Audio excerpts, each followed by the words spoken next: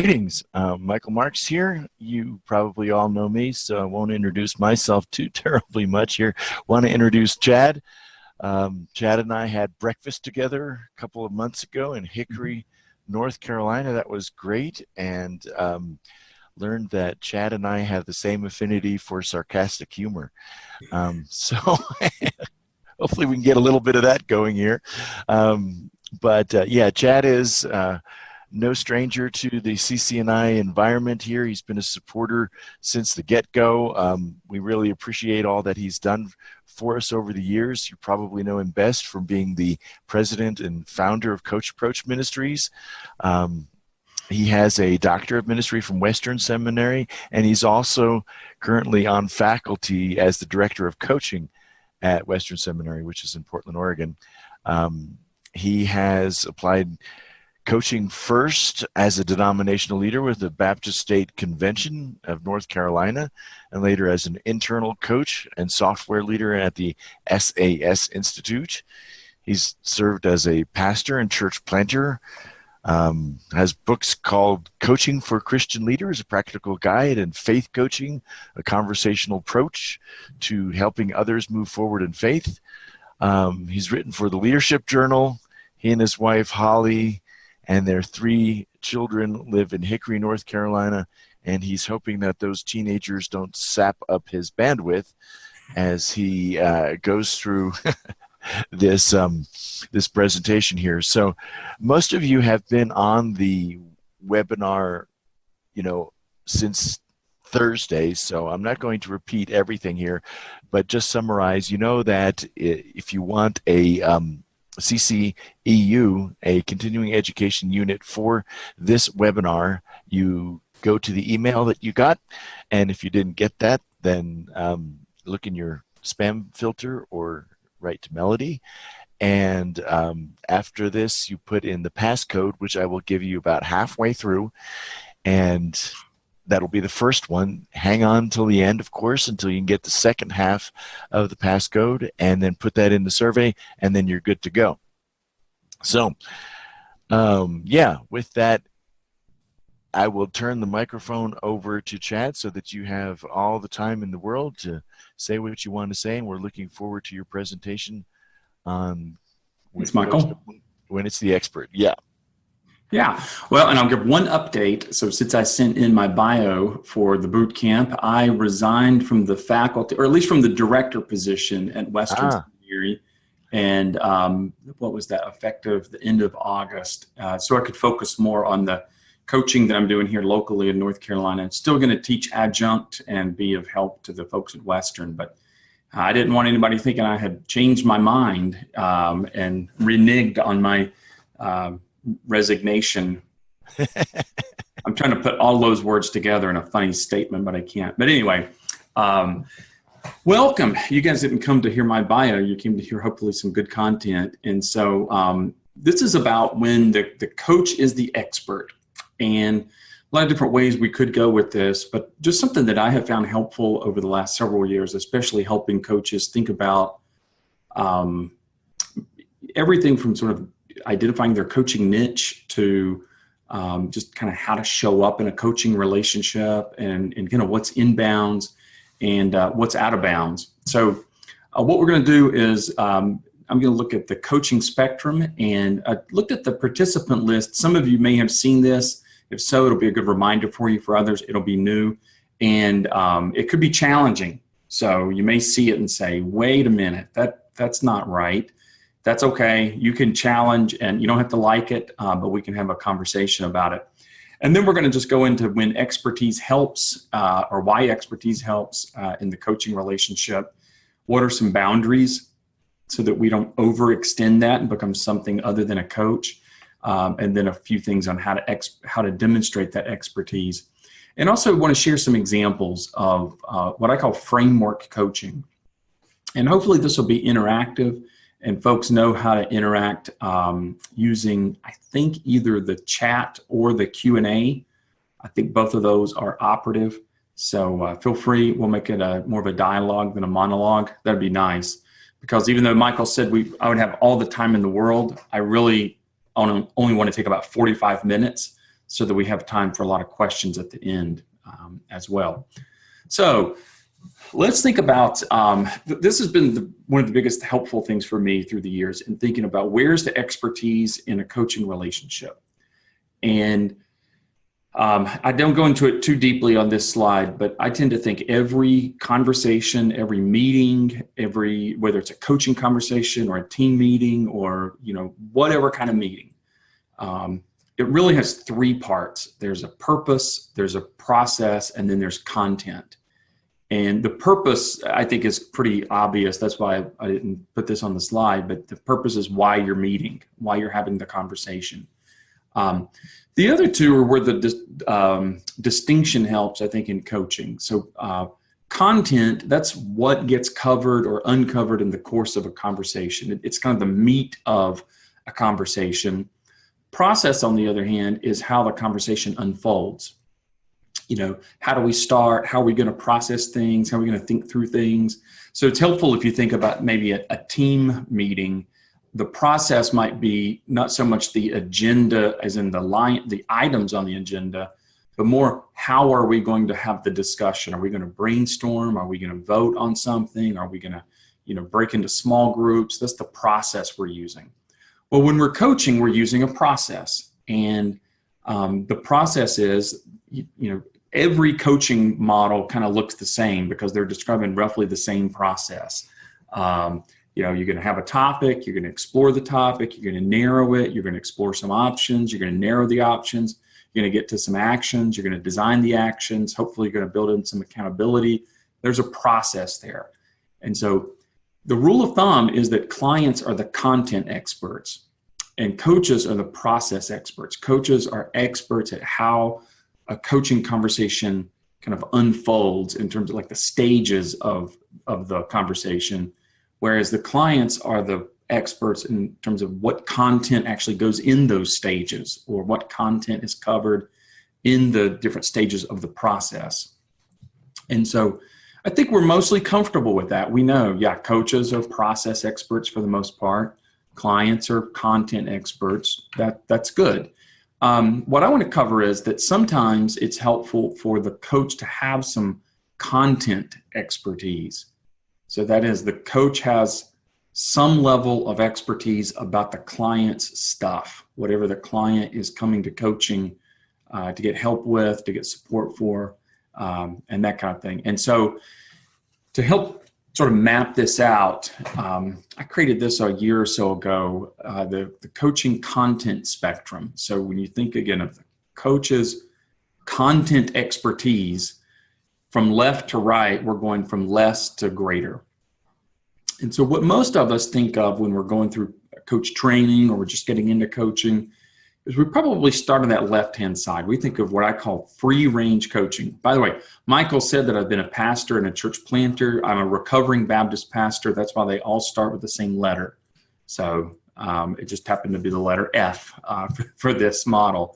But on the left-hand side, you start with free range. And it's just, man, I can coach anybody on anything, whatever. The coach brings zero content expertise. And it's just that kind of free range coaching. What would you like to talk about? And then boom, let's go. And so very little, practically zero content expertise when it comes to free range coaching. This is kind of like have coaching, will travel. Man, I can just do coaching for anything. A step over is what I call familiarity. And now this is where the coach is beginning to focus on particular types of clients. And the coach isn't bringing a lot of content expertise, but they are bringing some context expertise. So they understand the client's context. They're at least familiar with it. This isn't to say that the coach has a bunch of answers or trying to give a bunch of answers, anything like that. It's just that they're familiar with the world of the clientele. And so an example for my own life, I do a fair bit of coaching with church planters, and I'm just happen to be familiar with their world. I don't know what they should do. I don't give them answers, solutions, anything like that. They just like having someone who's familiar with the world of church planting and They don't have to bring me up to speed on it, and I kind of know their lingo, and it creates a little bit of a better connection with them. And so I'm just familiar with it. That really helps in marketing and those kinds of things as well. Now, in the actual coaching that I'm doing, of course, I'm not giving them the agenda. I'm not giving them any kind of solutions, but I am tracking with them in terms of their world. I just know their world. Some other examples of familiarity coaching: you might coach managers who were recently promoted, and maybe you just are familiar with what kinds of things they face when recently promoted within the business world. Or maybe you're coaching people who have retired and are finding life after tech. Well, that's a pretty good niche, and it would be helpful to become somewhat familiar with that. What's that world look like for them? What's the tech world look like in terms of what they're coming out of? And what are some of those possibilities that they're going into? And what's the transition tend to look like? Even though it would look different for everybody, there might be some similarities. So remember, that's familiarity coaching. I think a lot of coaches do coaching that's in that column. Otherwise, if you do free range coaching, I don't think you'll do a lot of it because you won't have any clients, because nobody knows whether to come to you for coaching or not, because they're not sure kind of who you coach. But when you start getting into familiarity, you're able to kind of go after certain markets, certain niches, and because you have some focus there. Then we get to the third column, and this is, for me, this is where the magic is. Framework coaching. So now, instead of just being focused on particular clients, church planters, people recently promoted, those kinds of things, now we're focused on particular outcomes. Now, by the way, recently promoted, life after tech, and church planters, you could coach in a framework model or in a familiarity model. It just depends on where your focus is. Familiarity, you're going to focus really on the clients, but it's going to be kind of wide open in terms of what they want from the coaching relationship. Framework, you're going to be focused more on particular outcomes that they're seeking. And in framework, the coach typically has some kind of process that supports the client's goal. So not just the process of a coaching conversation, goals, reality, options, and what will you do? That's a process.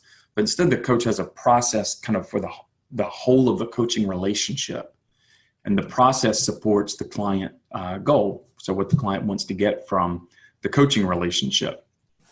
So some examples of that, you could have someone who's new to leadership, and maybe your framework kind of walks them through a leadership development process and kind of coaches them to implement that in their own leadership journey. Maybe you're coaching people who are writing, and you have a writing coaching process that helps them maybe go from idea to published book, and you're supporting them with coaching throughout that process. And then another one might be high performance pattern coaching, HPP coaching, so which is a type of an assessment, high performance patterns. A lot of assessments really work well in framework coaching because you're looking at specific awareness that gets created from the assessment and then implemented into that client's journey. So again, the coach isn't telling the client what to do. The coach isn't providing the solutions. The coach is just providing a helpful framework to help them process their stuff and get to a particular outcome. Now, way on the right-hand side is kind of the edge of coaching. This is like the edge of the known world, the edge of coaching. And depending on how you practice this, it may not even look a lot like coaching, but I do think you can do formula coaching, and it's still coaching. It's still good. It's still valuable. This is very focused. And now the coach isn't just providing a process to support the client's goals.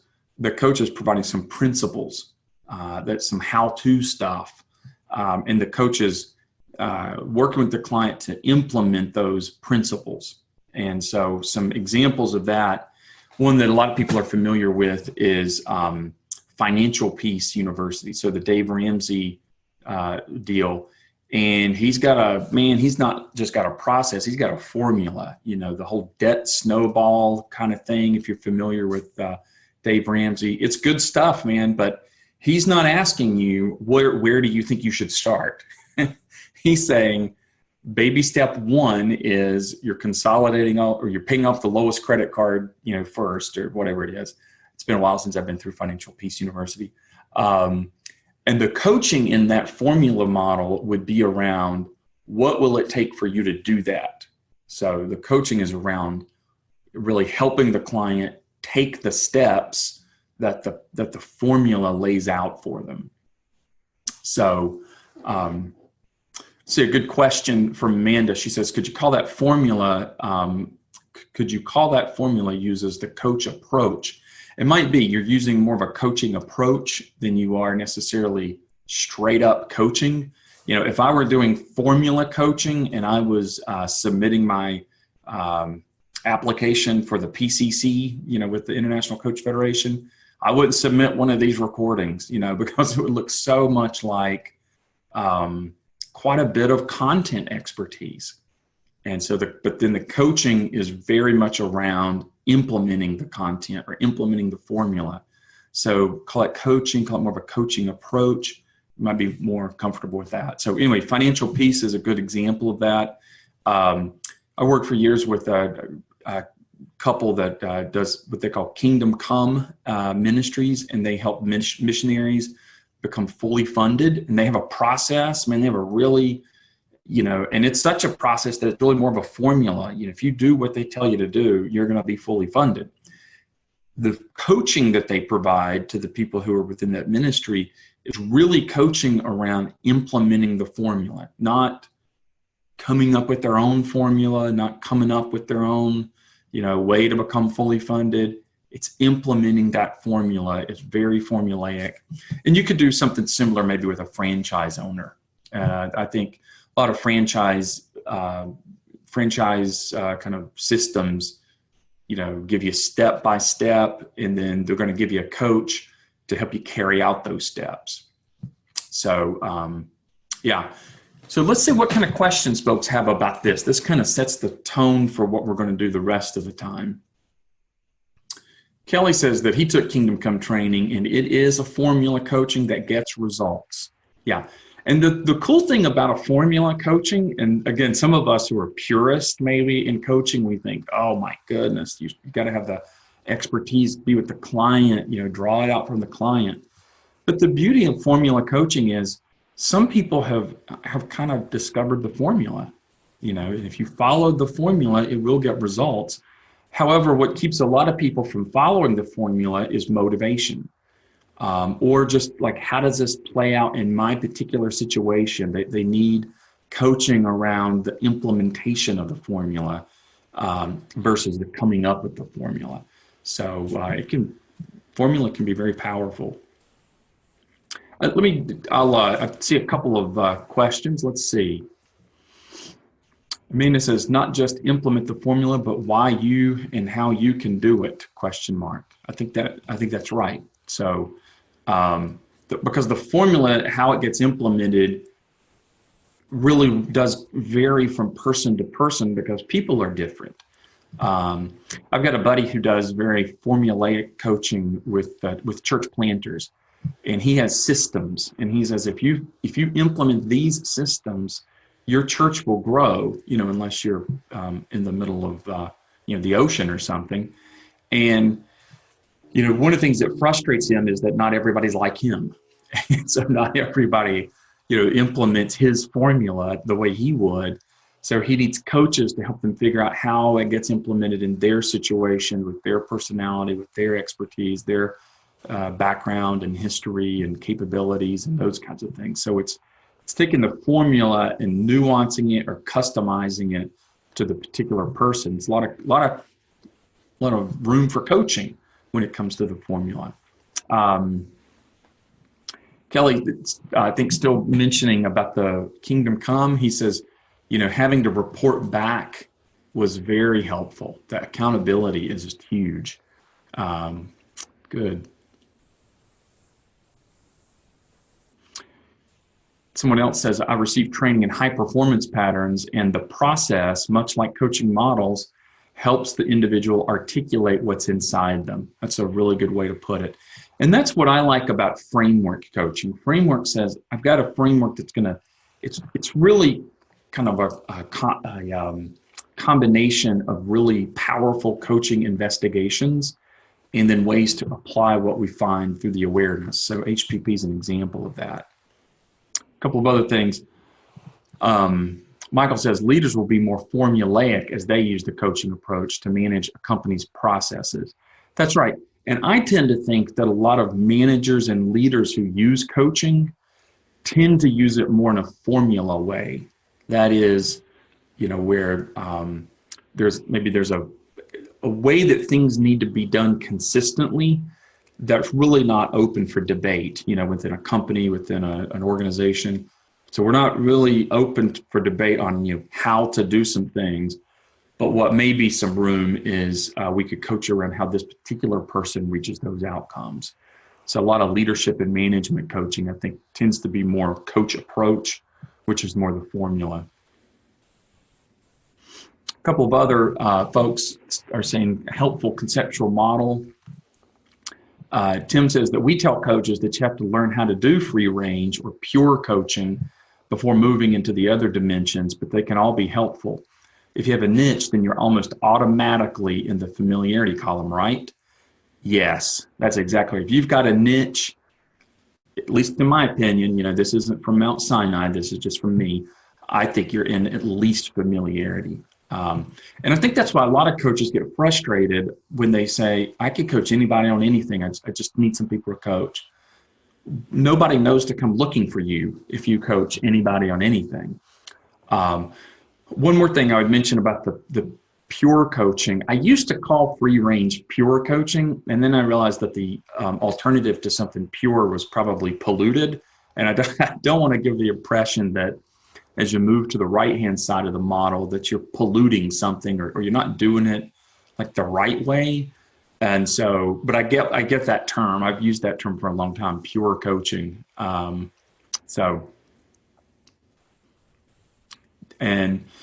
I like Amanda's comment that, yeah, if you can do the pure coaching or the free range coaching, then doing the framework and formula is really going to be available to you. And the thing is, if you can't do the free range, I don't think you're going to be very good at the framework or the formula. So I think that's why that's always a good place to start. And I think all coach training really has to start with the free range. And honestly, it's very powerful. And if you have a coaching relationship with someone, sometimes you're going to go to free range. They're going to come into maybe that framework or that formula coaching relationship, and there's something that doesn't fit the schema. Something just happened or an opportunity, whatever it is, it's kind of off of the big goal or outcome that they have. And so to be able to do free range is going to be really important. But I don't think that you're going to be able to do the other ones all that well if you can't do the free range. Vicky's got a good question. Is leadership coaching more framework and life coaching more familiarity? I think it depends on what the life coaching is focused on. So, after a while, these distinctions break down between like life coaching or business coaching, and, it ends up just being maybe coaching. But I do think that people who are coming in looking for either leadership coaching, performance coaching, executive coaching, they like to have some structure. They like to know, here's where we're starting, here's where we're going. Framework might even bring the topics up for them to be coached around. But life coaching might do that too. Like I know the folks that like Coach You, on their life coaching side of things, I think it's pretty framework, even though it's life coaching. They have a lot of models. They have a lot of assessments.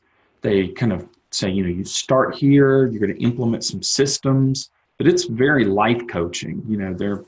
I'm trying to remember now some of the names of those systems they use, but somewhere around values. I won't get into that. But anyway, they do use more of a framework approach for life coaching.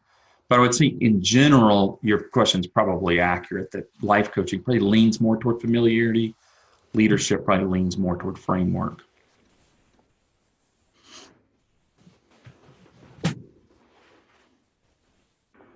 Yeah.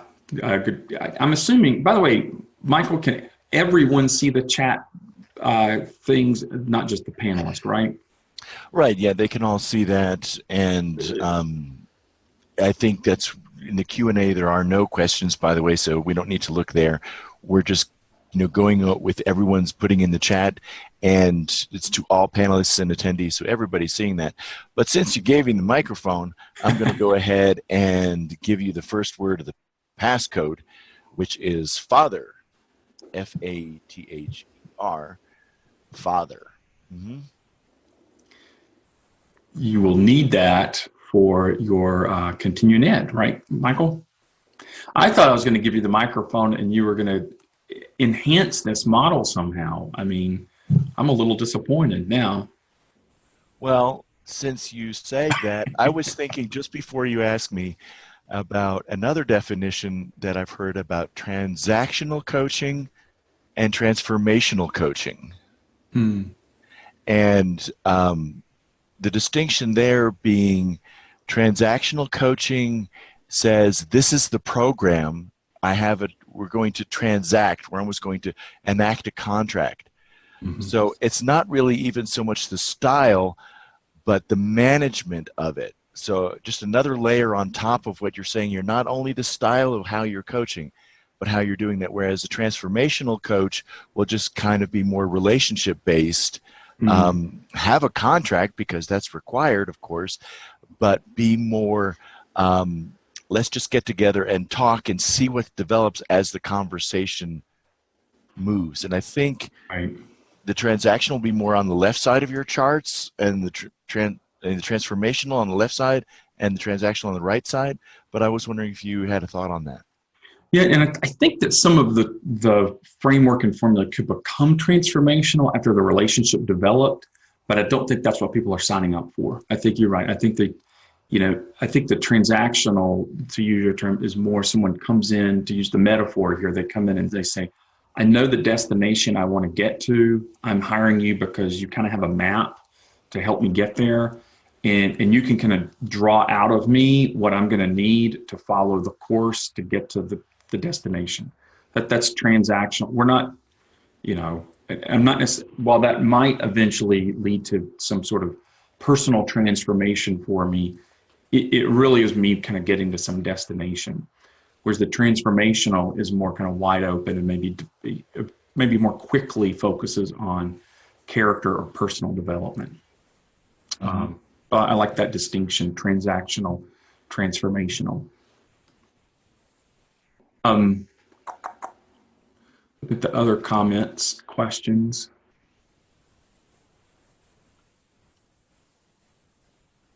Yeah, Gary says, yeah, every leader professional has a life. And that's where, I think when you start with a framework or even a formula, you eventually get to this as a person, and that's where the distinctions between executive coaching and life coaching begin to break down. It's just more the door they come in probably is,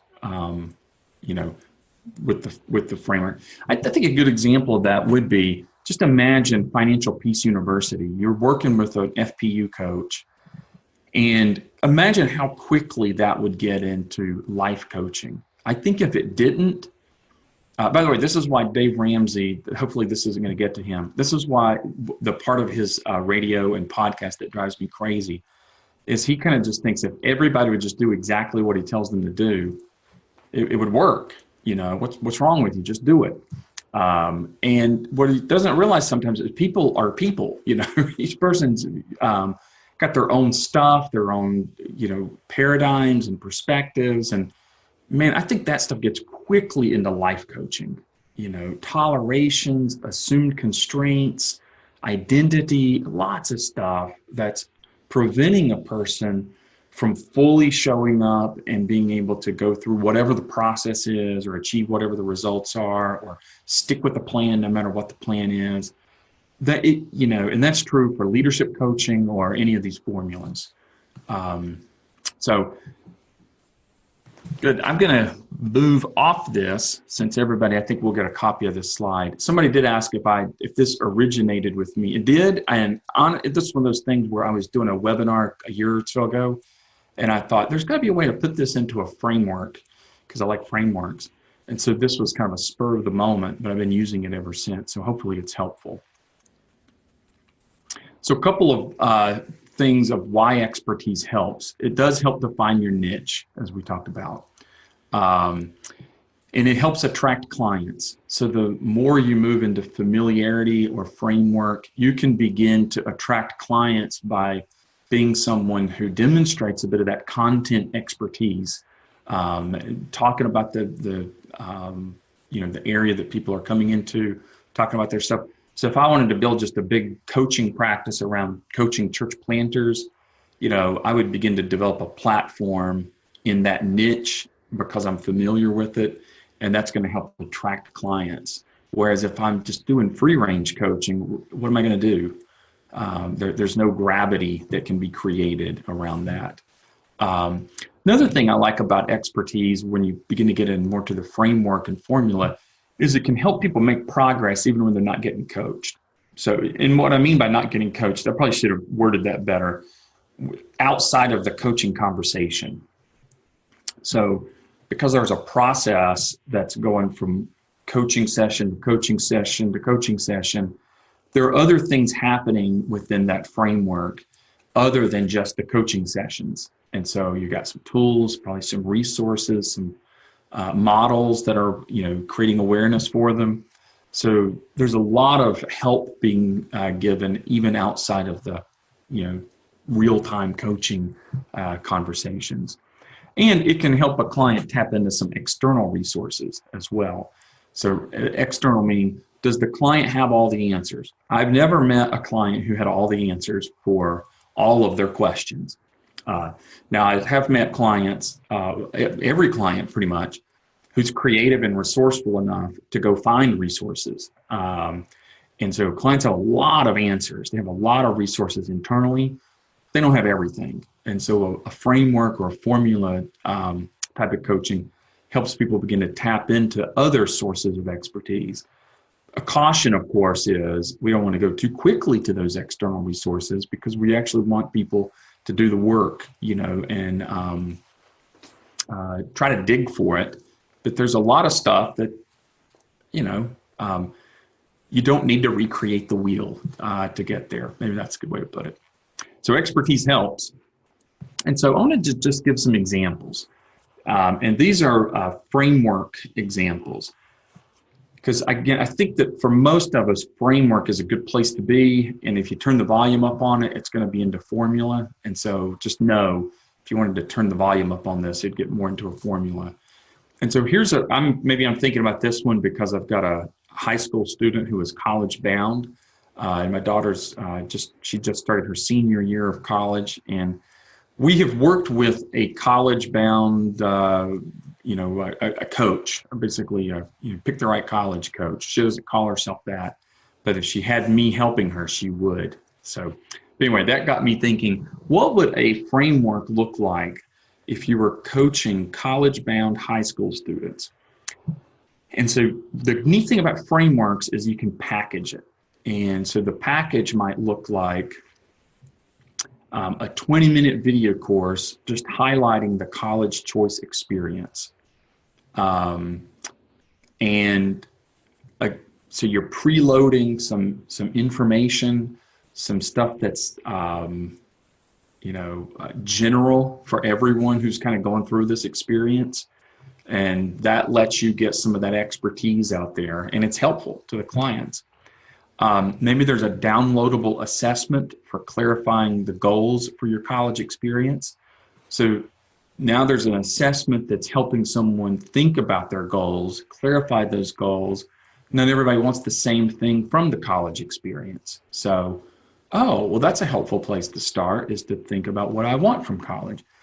And then maybe there's a model that the coach provides, and the model is a way of putting together the 4 key coaching areas, identifying the candidate colleges, having campus visits, financial issues, and the application process.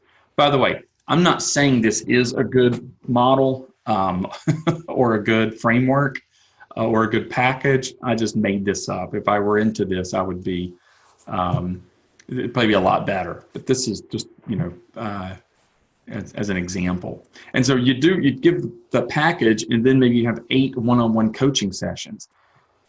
And maybe you even have those 8 one-on-one sessions already outlined. So see, now you've got a process. So we're not just starting with what would you like to talk about when it comes to college experience, or what would you like to talk about, what's got you stuck, those kinds of things. We're starting with actual topics, and we're kind of seeding those for the college student. So, and you can see those on the screen. You guys probably would have some examples or some ideas for how to improve this example, but what questions did this bring up for you as an example of framework coaching? And I guess the thing I'm really hoping is, do you see how there's expertise here? And so there's expertise, but there's a lot of room for coaching. Jill says, when you begin with a new client, do you spell out your framework explicitly? I think you spell it out to a certain level. And so, which is actually part of what attracts your clients. Because, at least in my experience, clients aren't that interested in hiring a coach. So when they say, what are we going to do together? And you say, well, I'm going to ask you what you want to talk about, and then we're going to talk about it, and we're going to get to, they think, well, what is that? But if you lay out the framework a bit more explicitly and say, we're going to start with this, and then we're going to do that, and we're going to end up here. It's like, oh, okay, that's what we're doing together. And the fact that we're coaching to move through that process, they're going to get that, and you need to put that in your contract. But I think being, I don't want to say super explicit, like down to the nth degree, but do helping them see the general framework is actually a real selling point for coaching. Sherry says, do you ever co-create the session topics? Yeah, I think you could have a framework where you did. And so this particular example, I think it's pretty detailed. Like, honestly, like if I were the coach, I wouldn't necessarily want to do this. This is too detailed, too pre-planned for me. But some people, they just have more J than I do. They probably like this. Vicki says this gives her a lot more freedom than the free range coaching. That's good. That's interesting. Even I get frustrated coming up with topics as a client if we are free range coaching. That's good. Well, and isn't that the thing? Again, my daughter's going through the college experience, and from high school to college, and to ask her, what are the things we need to talk about to help you through this process? I just think that would be expecting way too much. I think you want someone who has worked with enough people that they know, here are some of the things to look for, here are some of the things to avoid, and here are all the coachable aspects of this. And I think that's probably the number one piece of expertise that someone in framework or formula coaching brings, is what's the coachable part of this process. So, gosh, a lot of comments now in the chat box. So I'll see which ones look like questions.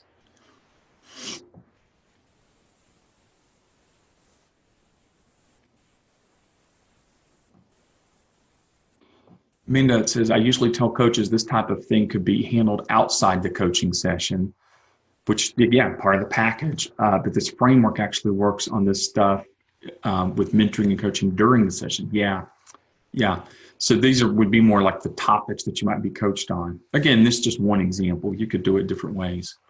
Carrie says, based on your expertise, you are helping to reduce the complexity the client or student might be feeling. Exactly. They might not know where to start, but you do. That's exactly it. By the way, and you don't know where they're going to end as the coach. You don't know where they're going to end, but neither do they. But you do know where to start and just kind of some of the kind of where the stepping stones are. Yeah, a really good comment. Tim says, this helps me to understand what might be going on with one of my executive coaching clients. I started the relationship with free range, but it seems to be moving across the spectrum to more specific frameworks and formulas. So this gives permission. Good.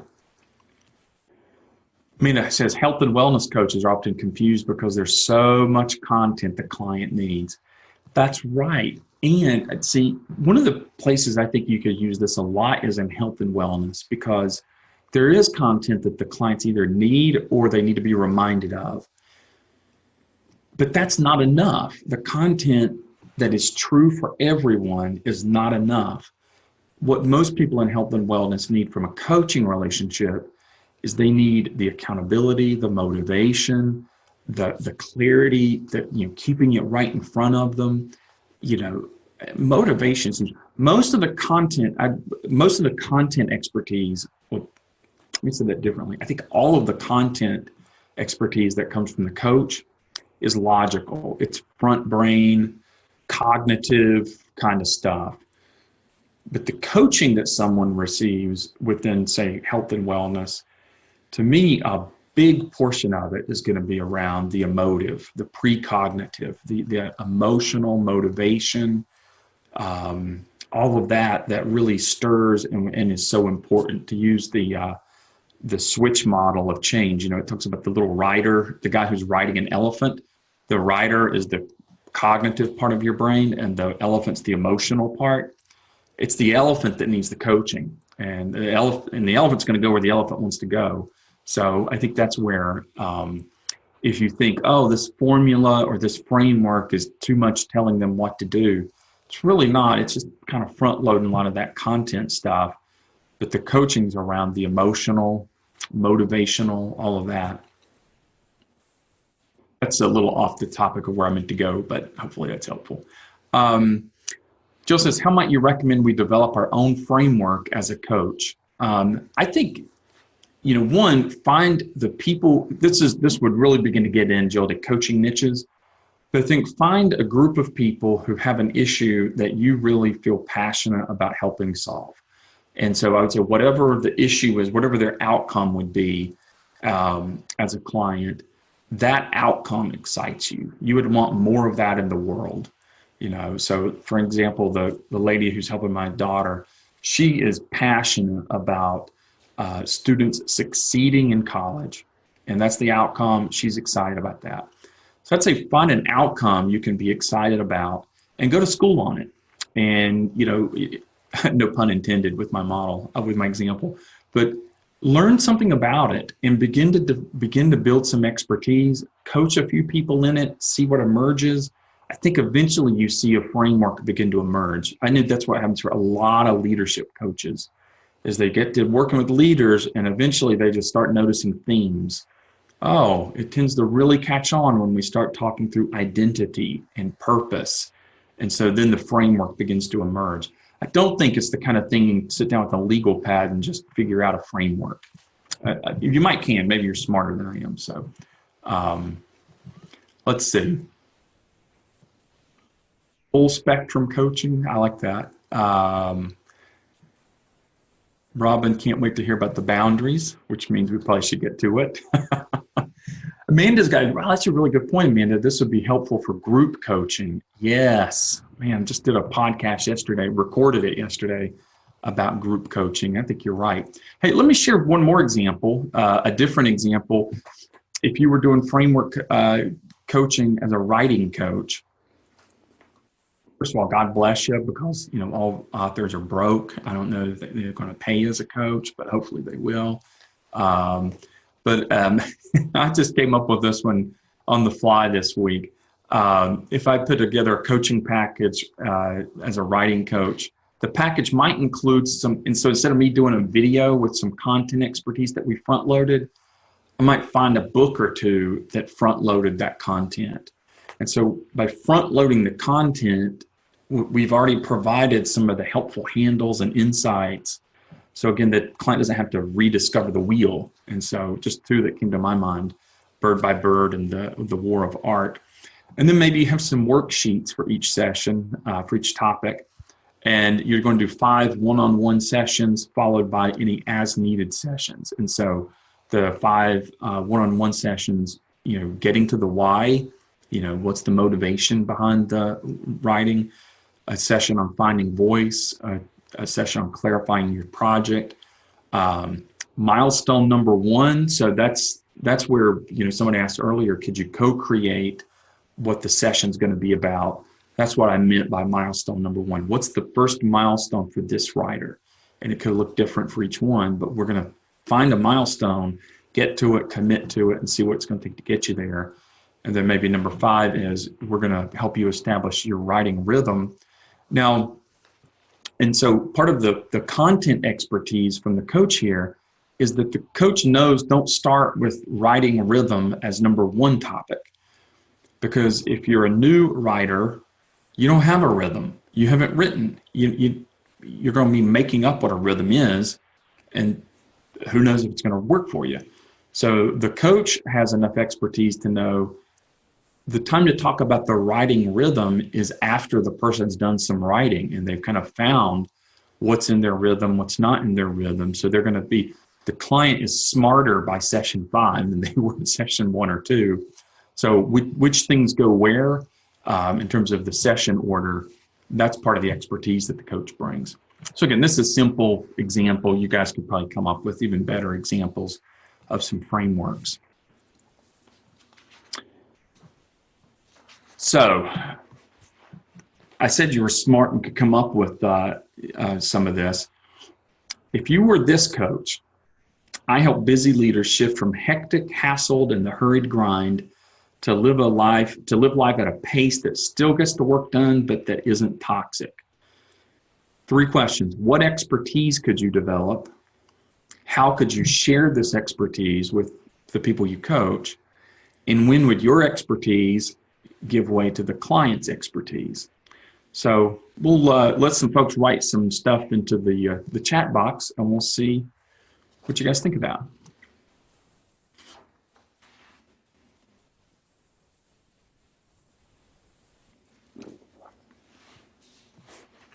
By the way, I see Gary's comment from earlier about the front load the content, sets of context for more zeroed in coaching conversation. I find that that's also one of the real powerful things with assessments. It can just front load, or it can kind of set the context instead of just feel like you're starting with 0. So where would you, what expertise could you develop? Sherry says some relaxation exercises, some things around stress management. Leader in life balance, says Amanda. Good. Jill, from some research statistics to identify the reality of this thing. By the way, there's a ton of research around this. If I were going to coach these folks, I would subscribe to Harvard Business Review. I would read case studies. I would look at other things that talk about leaders, hitting the wall or burning out and all that, just kind of really become, I tend to think first become familiar with this world and then go into developing a framework off of it. Yeah. Kelly said that, Gary, you have a session on this coming up today. So there you go. If you want to develop this, you can go to Gary's session later. Chad, and Bonnie Weiss has in the Q&A, you might not have seen it, introduce heart math exercises. Well, now I'm curious what heart math exercises are, Bonnie. So if you, my middle child took the PSAT this morning. I think he had some math exercises, but I don't know how his heart did. Let's see, some other folks mentioned assessments. Yeah, wouldn't this be a great niche for a couple of really good assessments? Calming exercises. Good. Oh yeah, Amanda says client expertise. What's the priority for them within a new pace? Yeah, you know what? Why do they want a new pace?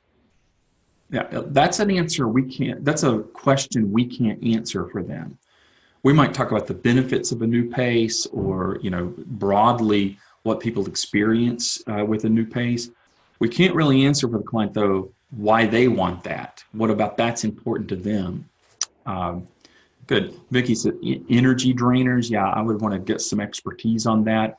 How could you share some of that expertise? So, by the way, an assessment is a great way to share some expertise. Um, what are some other things you might do to share the expertise? Cartoons. I like that. Get some cartoons.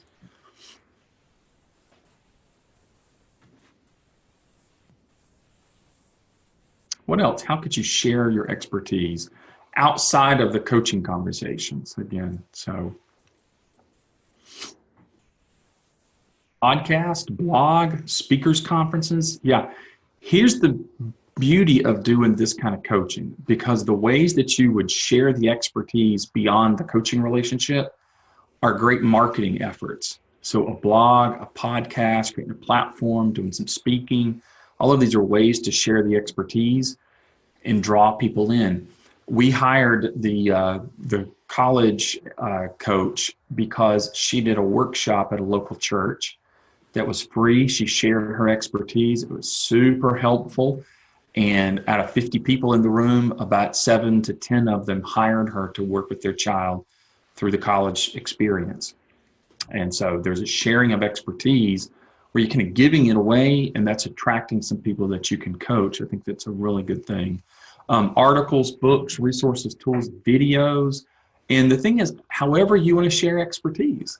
And so that's the beauty of this. It gets to let you out into the coaching relationship. And then last question, when would your expertise give way to the client's expertise? So when are we moving from, here's all the stuff I have around this topic, to the person? Let's see if there are some other responses about that one. Vicki says, when it becomes personal.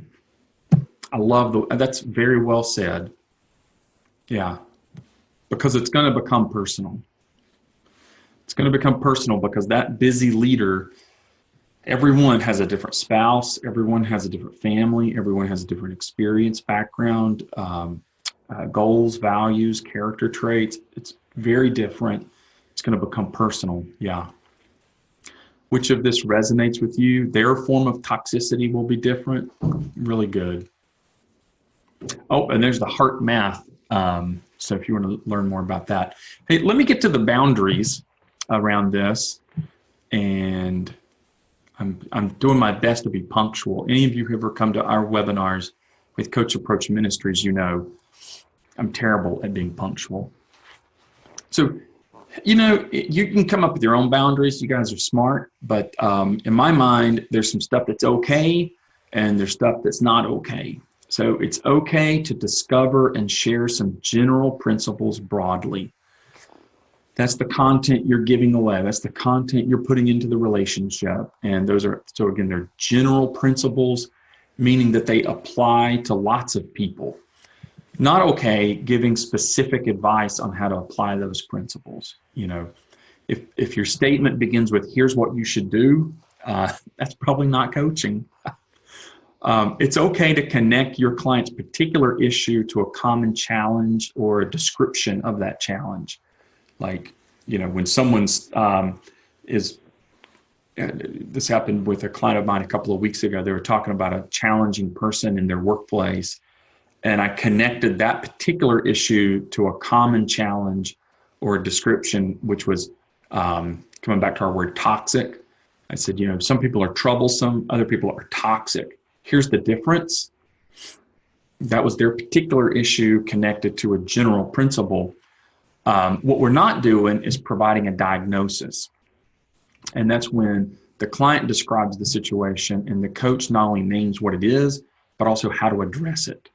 So with my client, by helping her decide for herself, is this person toxic or just troublesome? That's a general principle. That's but the coaching is letting her make the decision. Not okay would be saying that person's toxic. Here's what you need to do about it. That's not only diagnosis, but it's also a prescription. It's okay to offer a framework within which the client creates a way forward. It's not okay to provide the prescription, as we mentioned earlier, where the coach is giving advice or like a 100% solution for the challenge. Yeah. And then, okay to offer a clear process or path for the relationship. Offering a clear process or path for the client to follow, that really begins to get outside of even formula coaching eventually. So, I think you're going to find your own boundary on that one, in terms of how clear of a process or path can you give them. And, and if you're not supporting that with some personal coaching, I don't think you're coaching. I think you're just giving, like a list of things to do to the person and maybe holding them accountable. I don't really think that's coaching. So what else? What else do you think would help us establish clear boundaries where we can do some framework, maybe some formula coaching, but not step out of coaching? We've got some good, smart coaches on here. Where are some boundaries you would identify and establish?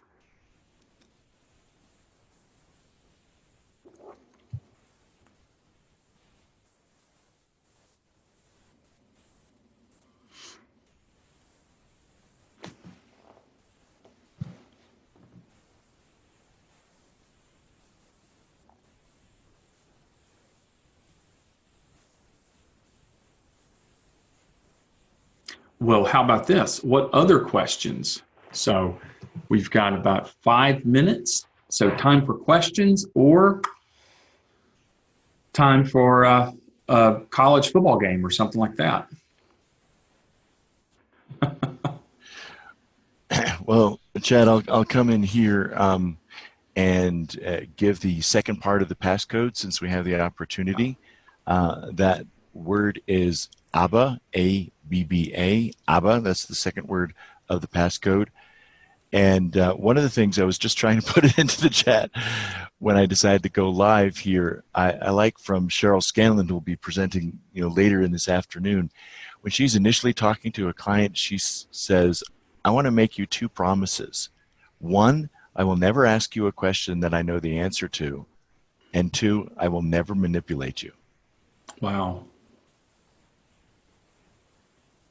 And I like that because when the client says, tell me what to do, she can always, if she wants, refer to, remember when I said before we even started that I would never manipulate you? Or if the client says, is that the right answer? I'm like, I don't know, because remember I said I never would ask you a question that I knew the answer to. Yeah. And I think one of the things I've run into, especially with corporate clients, is they for whatever reason, they do tend to think the client or the coach has the answer to the questions. And I think reinforcing that over and over, and I found a really good way to reinforce that is to, if I have an idea, I'm going to share it with the client. I mean, I'm not going to tell the client to do it. I'm just going to, if I have an idea, I'm going to put it in there, and then coach around that idea if they want to. But I'm not going to manipulate, and I'm certainly not going to try to get them to answer something that I've already come up with. And when you have that kind of agreement with the clients, I think it really creates a lot of trust. So there's no manipulation.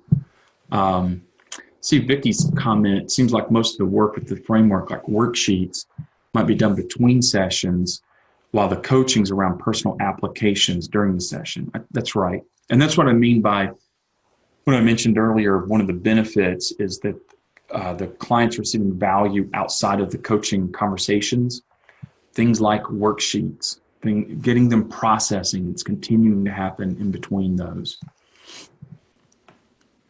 It says we teach a skill called asking permission. Good skill.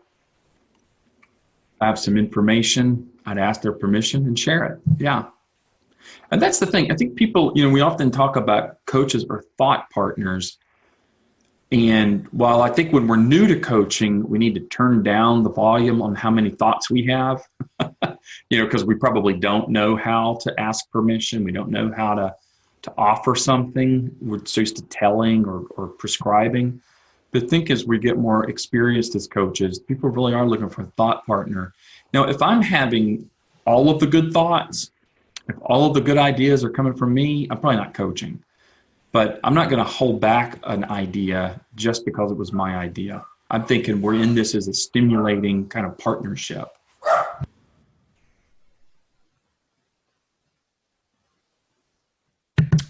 Well, Michael, it's been a joy to hang out with you guys for an hour. So I think we have come to the conclusion of this webinar. Can we dismiss with prayer? We can. Would you like to pray? I would love to. Let's pray. Okay. God, thanks for the gift of coaching. Thank you for coaches from all over the world who are part of this boot camp. And we are honored that we get to be a part of your family, a part of your kingdom, a part of what you're doing in your world. And thank you for giving us the gift and the skills of coaching that we can participate in your kingdom more fully, that we can help people experience, express, and just be a part of your family. Thank you for the folks who have supported this particular webinar and this entire boot camp. We give thanks in Christ's name. Amen. Amen. And again, thank you, Chad. And you can, of course, check out